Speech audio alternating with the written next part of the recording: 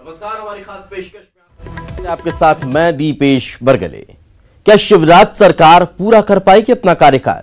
क्या कांग्रेस फिर लौटेगी सत्ता में? क्या होगा बीजेपी में सिंधिया का हाल? उपचुनाव के नतीजे लिखेंगे सूबे की तकदीर। चुनाव की तारीखों का ऐलान भले ना हुआ हो, लेकिन सियासत अभी से शुरू हो चुकी है। किसने कहां कितना दम दिखाया, किसकी वजह से कौन बगावत के मूड में नजर आया, चुनावी चकल्लस में हर दिन दिखाएंगे आपको कहां है घमासान की तैयारी, कहां है किसकी दावेदारी। जनता का दिल जीतने की लड़ाई में कौन किस पर भारी।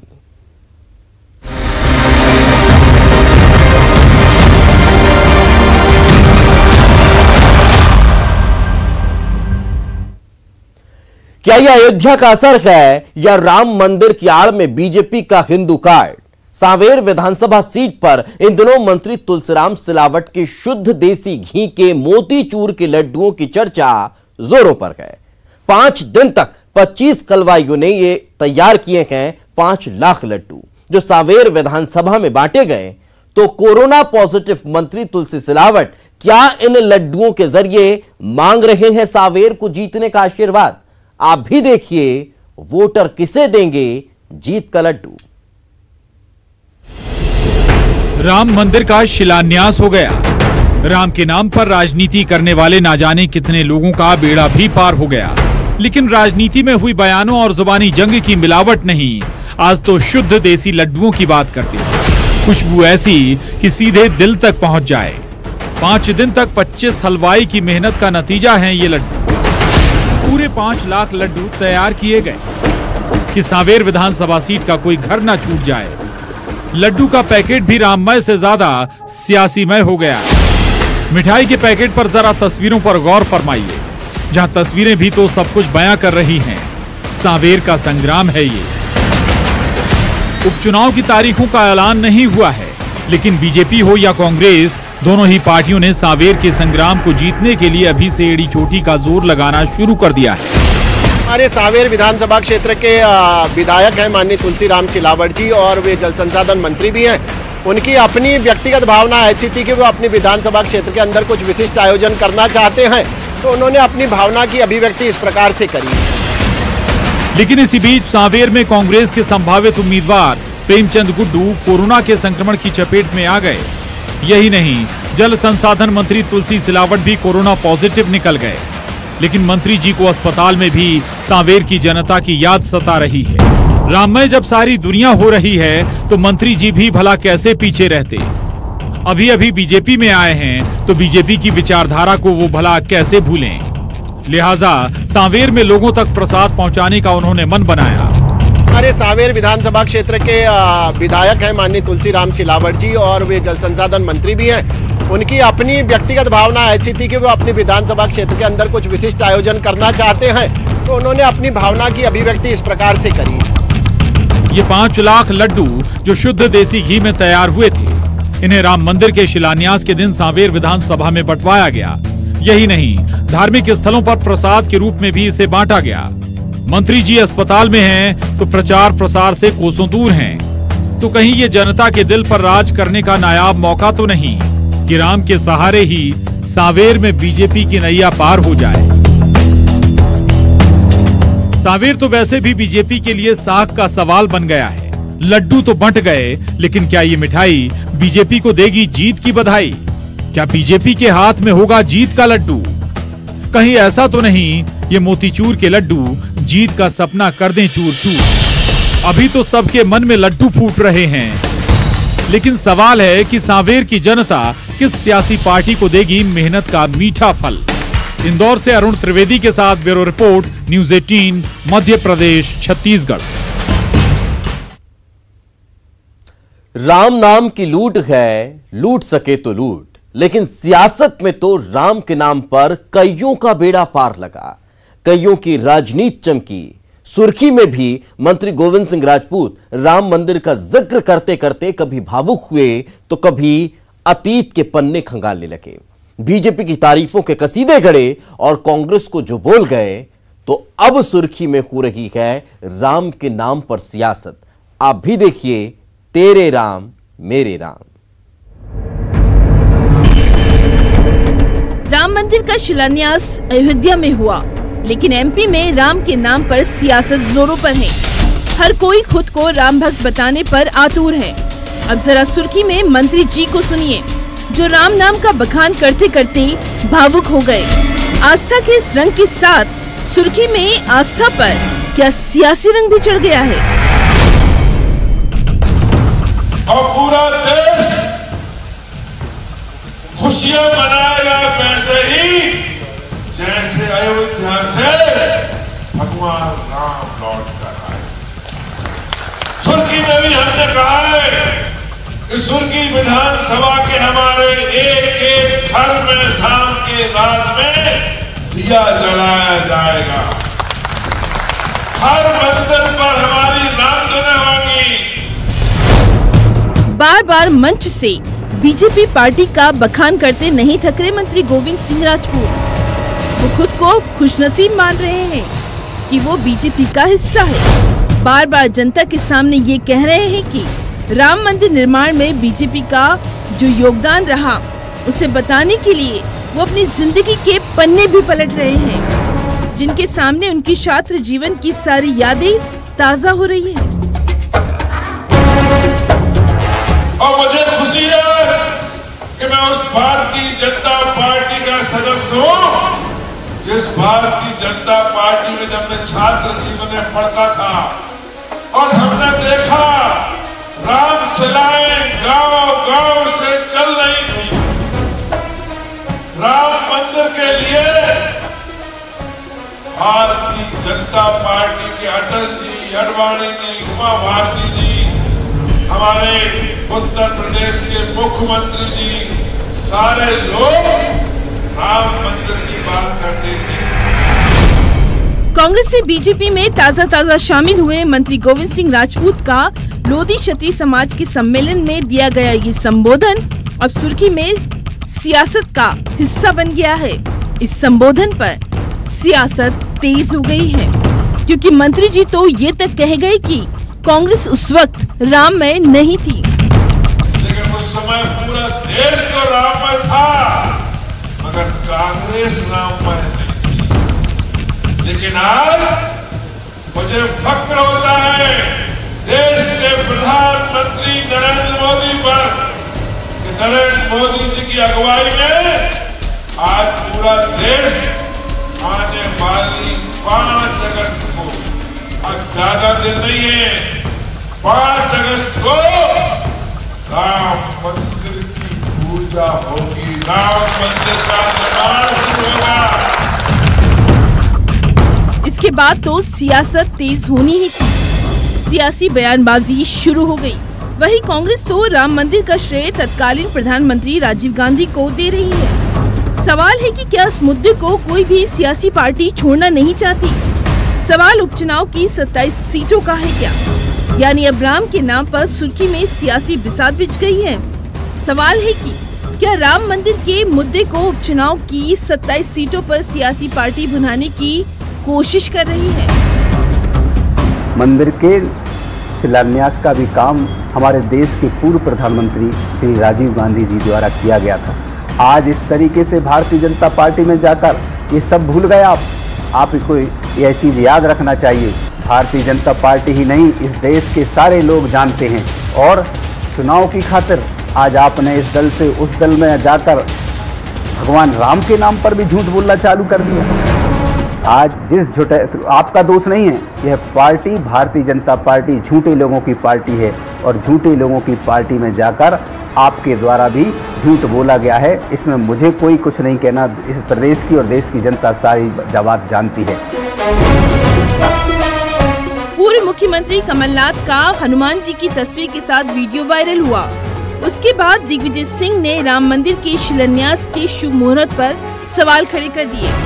उसके बाद बीजेपी ने कांग्रेस पर तंज कसा और फिर कांग्रेस का हनुमान चालीसा का पाठ यानी राम के नाम पर जुबानी जंग और सियासी जंग एमपी में तेज हो गई है। राम मंदिर का तो शिलान्यास हो गया, लेकिन एमपी की सियासत में सियासी शिला पर बयान और पलटवार दर्ज हो रहे हैं। उपचुनाव चुनाव में ये मुद्दा गर्मा सकता है, लेकिन वोटर को तय करना है वो राम के नाम पर राजनीति का हिस्सा बनना चाहता है या फिर विकास के मुद्दे पर वो मोहर लगाएगा। सवाल तो ये भी है कि राम के नाम पर ये रार क्यों, ये तकरार क्यों। सुर्खी से रचित दुबे के साथ bureau report, news 18 Madhya Pradesh Chhattisgarh.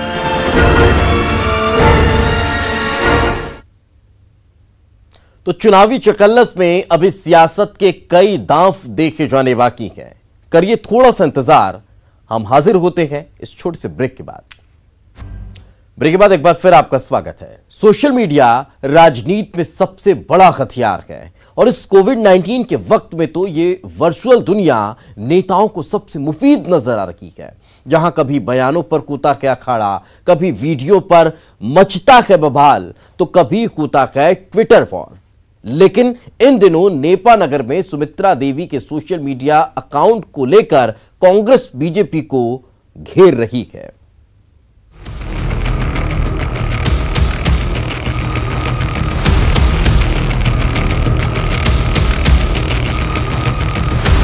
ये सोशल मीडिया का जमाना है।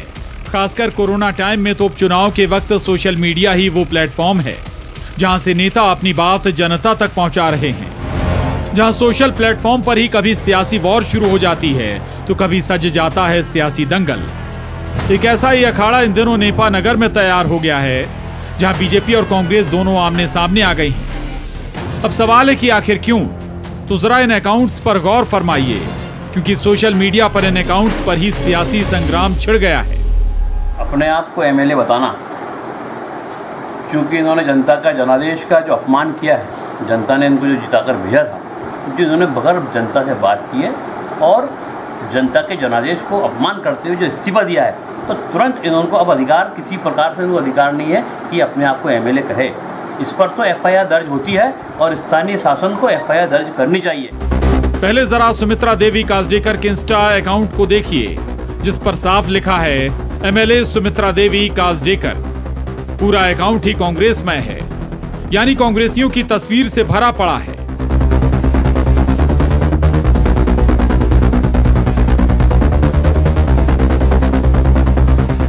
अब ट्विटर पर नजर दौड़ाइए, यहां भी लिखा गया है एमएलए सुमित्रा देवी कासडेकर। अब आपको एक और तस्वीर दिखाना बेहद जरूरी है, जो महज 18 दिन ही पुरानी है। तारीख 17 जून 2020 की, जब एमपी की सियासत में भूचाल आ गया था, क्योंकि इसी दिन नेपा नगर से कांग्रेस विधायक सुमित्रा देवी कासडेकर ने बीजेपी का दामन थाम लिया था। उन्होंने स्टेटस चेंज नहीं किया, आपका कहना ये है ना जी। अभी वो कमलनाथ फॉलोअर अपने आप को बता रही है। मेरा आपसे कहना है कि ना तो मेरे पास उनका फेसबुक अकाउंट है, ना उनका मोबाइल नंबर है जी। बाकी ये जरूर है कि टीवी से लगा के पूरा मध्य प्रदेश की जनता जानती है कि उन्होंने कांग्रेस छोड़ के भारतीय जनता पार्टी में सम्मिलित हुई है जी। और अभी तक वो बुरहानपुर पहुंची भी नहीं है। हम लोगों के परिवार में साथ में सम्मिलित, बुरहानपुर के परिवार भारतीय जनता पार्टी के साथ में सम्मिलित नहीं हुई है। महज 18 दिन पुरानी तस्वीर है ये, जब कांग्रेस से नेपा नगर विधायक सुमित्रा देवी कासडेकर ने हाथ का साथ छोड़कर बीजेपी का दामन थाम लिया था। इस इस्तीफे से सियासी गलियारों में भूचाल आ गया था। लेकिन अब इन सोशल मीडिया के अकाउंट्स को लेकर सियासत गर्मा गई है, जहां कांग्रेस पूछ रही है आखिर क्यों पूर्व विधायक होते सुमित्रा देवी कासडेकर खुद को विधायक बता रही हैं। ये तो जनता को गुमराह करने की साजिश है। सुनिए कांग्रेस के ये आरोप। तो अपने आप को जो एमएलए बोल रहा है अभी भी, तो उस पर एफआईआर जरूर करनी चाहिए। और रही बात कमलनाथ जी की, तो हमारे कमलनाथ जी तो ऐसे व्यक्तित्व है कि कई भाजपाई उनकी तारीफ करते हैं। ये तो चली गई, बाकी इनको बाद में पता चलेगा कि हमारे कमलनाथ जी का जो साथ छोड़ा है इन्होंने, तो इसका उनको दुष्परिणाम देखने को मिला। कांग्रेस इस मुद्दे पर हमलावर हो रही है, तो उधर बीजेपी बचाव की मुद्रा में नजर आ रही है। वो तो इन सारे आरोपों को सिरे से खारिज कर रही है। बीजेपी का कहना है कि कांग्रेस छोड़ने के बाद सुमित्रा देवी कासडेकर ने इन अकाउंट्स का इस्तेमाल ही नहीं किया, ना ही कोई पोस्ट किया है।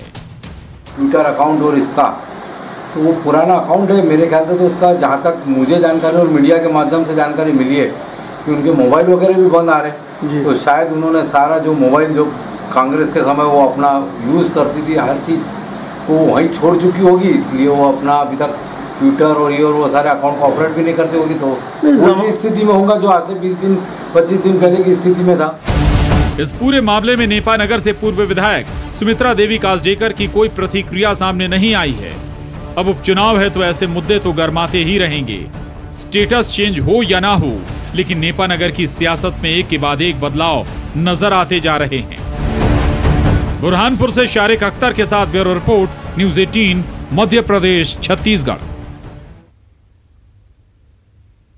उधर अनूपपुर विधानसभा में होने जा रहे उपचुनाव में सबसे बड़ा सवाल रेलवे ओवरब्रिज आखिर कब बनेगा। 17 साल से आश्वासनों में तो खड़ा होता रहा, लेकिन ये ब्रिज जमीन पर नहीं उतर पाया। अब यहां के वोटरों ने कर दिया है ऐलान, जब ओवरब्रिज बनेगा तभी वोट मिलेगा। जो ओवरब्रिज बनवाएगा उपचुनाव में वही जीत कर आएगा। 17 साल से अनूपपुर का सबसे बड़ा मुद्दा है ओवरब्रिज, जिसका इंतजार कभी खत्म ही नहीं होता। पहले आपको मुद्दा समझाते हैं। अनूपपुर रेलवे फाटक की वजह से 2 हिस्सों में बटा हुआ है। फाटक बंद होने की वजह से एक तरफ के लोगों को दूसरी तरफ जाने में हर दिन परेशान होना पड़ता है। ओवरब्रिज बन जाने से ये मुश्किल हल हो सकती है, लेकिन अभी तक हुई नहीं। कहीं से भी चले आओ, यहाँ आके अटक जाओ। बगल में जिला अस्पताल है, मरीज कहीं से भी आ जाए यहाँ आके फंसा रहता है। कई बार तो अभी बताइए लॉकडाउन में ट्रेनें जबकि बंद है, तब भी कई बार ऐसा होता है कि आधे घंटे तक हम खड़े रहते हैं। पहले तो ये होता था कि भाई छोटी गाड़ियाँ, स्कूटी वगैरह फाटक के नीचे से लोग निकाल लेते थे। अब तो फाटक भी इतना नीचे हो गया कि सबको खड़ा रहना पड़ता है। जाम की स्थिति बनी रहती है, बड़ी भयावह स्थिति बनती है। हम लोग तो किसी तरह से निकल जाते हैं। महिलाएं लोग अगर स्कूटी वगैरह लेके निकलती हैं तो उनके लिए तो संभव है बिल्कुल, कई घंटों तक वो ऐसे ही रह जाती हैं। तो ये हमारे यहाँ की राष्ट्रीय समस्या है और इसका निदान होना चाहिए। हम सभी बहुत परेशान हैं। अब समझिए कि सियासत में कैसे उलझता रहा मुद्दा। अनूपपुर जिले का गठन कांग्रेस की सरकार के दौरान 15 अगस्त 2003 को हुआ। इधर गठन हुआ, उधर बिसाहू लाल सिंह ने वादा किया कि ओवरब्रिज जल्द से जल्द बनेगा। वे तब दिग्विजय सरकार में मंत्री थे। 2003 में सत्ता बदली, रामलाल रौतेला बने विधायक। उनका भी वादा यही कि ओवरब्रिज बनेगा। बंद है फाटक, पता चला वो पहुंच नहीं पा रहा है। और दरअसल ये है कि आधी ऑफिस रेलवे किस तरफ है, आधी ऑफिस रेलवे कुछ तरफ है, तो आना जाना लोगों का निरंतर बना रहता है। और हॉस्पिटल है मेन, तो सबसे बड़ा मुद्दा है कि हॉस्पिटल इस तरफ है। अब उधर से कोई आ रहा है, मरीज को लेके आ रहा है, फाटक बंद है, पता चला फाटक कारण आधे लोग को मरीज वहाँ परेशान हो जाते हैं। पूरा जाम हो जाता है तो एम्बुलेंस भी नहीं आ पाता समय पर, तो कई लोग तो मौत के मुंह में जा चुके हैं। ये समस्या कब से बनी हुई है? ये शुरू से चली जा रही है, अभी तक उसका कोई उपाय नहीं हुआ है। कमी मानते हैं अब इसमें चाहे शासन की कमी लो या नेता लोगों का वो लो, इसमें नेता भी है और प्रशासनिक कमी भी है।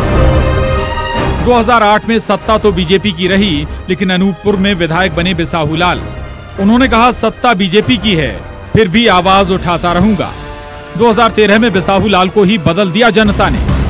अब फिर रामलाल बने विधायक। रामलाल ने इस बार जोर लगाया, अपनी ही सरकार के खिलाफ धरना प्रदर्शन भी किया और इस दबाव में रेलवे ओवरब्रिज का भूमि पूजन हो गया।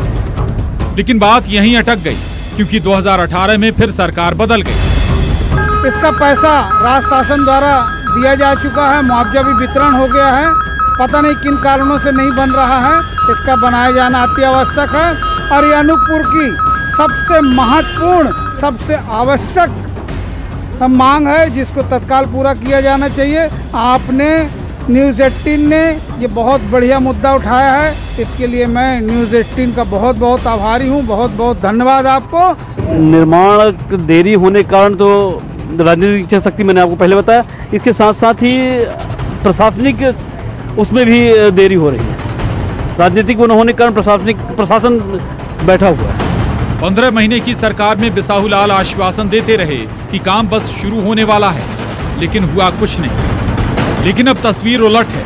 बिसाहू लाल सिंह अब शिवराज सरकार में मंत्री हैं और रामलाल रौतेल भी कद्दावर नेता हैं बीजेपी के। अब जनता को उम्मीद बंधी है कि जब दो दमदार नेता एक मंच पर आकर रेलवे ओवरब्रिज के लिए जोर लगाएंगे तो तस्वीर कैसे नहीं बदलेगी। बाकी इतना तय है कि जो रेलवे का ओवरब्रिज बनवाएगा, अनूपपुर उसे ही उपचुनाव में जीत का हार पहनाएगा। अनूपपुर में राजनारायण द्विवेदी के साथ bureau report, news 18 Madhya Pradesh Chhattisgarh.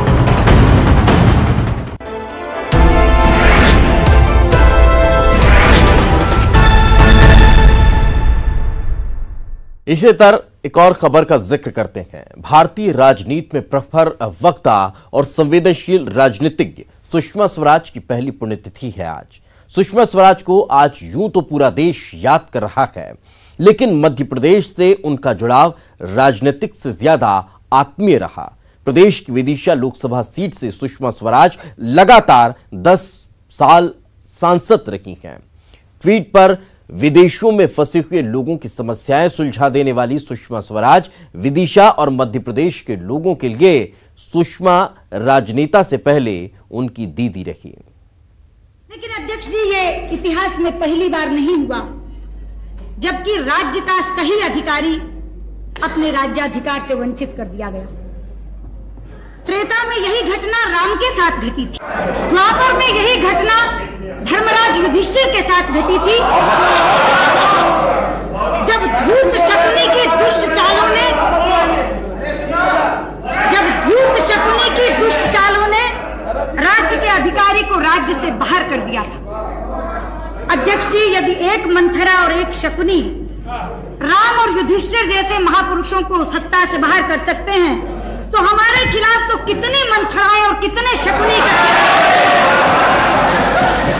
हम राज्य में बने कैसे रह सकते थे। प्रखर वक्ता, संवेदनशील राजनेता, जिनकी सियासत में समाज के सरोकार आम आदमी की फिक्र सबसे पहले रही। ट्वीट पर विदेशों में फंसे भारतीयों की मुश्किलें आसान कर देने वाली विदेश मंत्री, कम उम्र में लंबी लकीर खींच देने वाली राजनेता, देश की सर्वमान्य नेता जिन्होंने उत्तर और दक्षिण भारत दोनों क्षेत्रों से चुनाव लड़ा है। वो भारतीय संसद की ऐसी अकेली महिला नेता रहीं जिन्हें असाधारण सांसद के तौर पर चुना गया। एक ऐसी ओजस्वी नेत्री जिनका विरोधी भी आदर करते थे। भारतीय राजनीति में उनका अपूर्णीय योगदान रहा है, जिसको कभी भुलाया नहीं जा सकता है। साथ ही मध्य प्रदेश से सुषमा स्वराज जी लोकसभा और राज्यसभा की भी सदस्य रही हैं। इस नाते उनका मध्य प्रदेश से विशेष लगाव रहा है और मध्य प्रदेश के हितों के लिए उन्होंने पार्लियामेंट में कई बार अपनी बात भी उठाई है। कांग्रेस पार्टी उनको नमन करती है। 7 बार सांसद, 3 बार विधायक रही सुषमा स्वराज 15वीं लोकसभा में नेता प्रतिपक्ष भी चुनी गईं। उनके संसदीय कार्यकाल के 10 महत्वपूर्ण वर्ष मध्य प्रदेश के हिस्से आए। विदिशा लोकसभा सीट से 2009 के बाद 2014 में लगातार 2 बार चुनाव जीतकर सुषमा लोकसभा पहुंची। केंद्रीय विदेश मंत्री रहते हुए उन्होंने विदिशा को भारत के पहले पोस्ट ऑफिस पासपोर्ट सेवा केंद्र की सौगात दी, ताकि विदिशा समेत इस लोकसभा सीट का हिस्सा बाकी जिलों के लोगों को पासपोर्ट के लिए भोपाल न जाना पड़े। विदिशा की जनता के लिए वो केवल सांसद नहीं, सुषमा दीदी रही हमेशा। जिस तरह से वो लोकसभा में सरकार को कटघरे में खड़ा करती थी, जिस तर्कों के साथ, तथ्यों के साथ वो बात रखती थी, उस समय सरकार के पास कोई जवाब नहीं होता था। और विशेष रूप से हमारे पड़ोस के लोकसभा विदिशा से, वो सागर विदिशा लगा हुआ था, वहाँ से वो सांसद थी। और एक सांसद के नाते अपनी कॉन्स्टिट्यूंसी को कैसे डेवलप करना है, उसकी प्लानिंग कैसे करना है, वो हम सब लोगों ने उनसे बहुत बारीकी से सीखा है। मध्य प्रदेश के मुख्यमंत्री शिवराज सिंह चौहान और सुषमा स्वराज का भाई बहन का नाता था। सीएम शिवराज के कहने पर ही सुषमा जी ने विदिशा से चुनाव लड़ा और भारी मतों से जीती थी।